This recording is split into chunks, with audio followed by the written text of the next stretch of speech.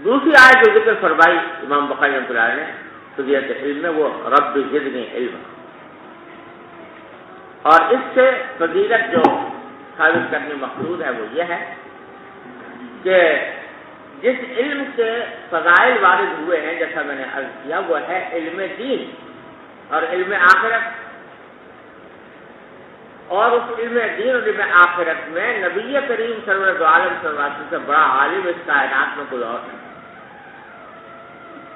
ہو سکتا ہے کچھ، سمجھے نا؟ عالمکم باللہ انا، جیسے کہ آپ کتاب الایمان میں حدیث پڑھیں، تو نبی کریم صلی اللہ علیہ وسلم زیادہ کسی کے پاس ہو نہیں سکتا، سید الاولین والآخرین فرمائے، آپ کو سب زیادہ علم حاصل ہے، پھر بھی آپ سے یہ اور ضرورت کا جتنا باتیں وہ یقیناً معلوم ہی ہے، لیکن پھر بھی آپ سے فرمایا جا رہا ہے کہ یہ دعا کیا کرو کہ رب زدنی علم، کہ پروردگار میرے علم میں اضافہ کرنا۔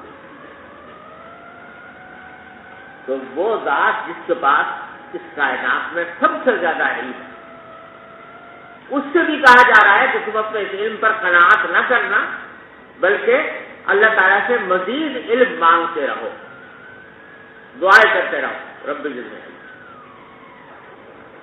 تو اگر یہ علم کوئی معمولی سی چیز ہوتی جس کی کوئی فضیلت نہ ہوتی تو آپ کو اس کے اندر اضافے کی دعا کرنے کا کی ہدایت نہ کی جائے۔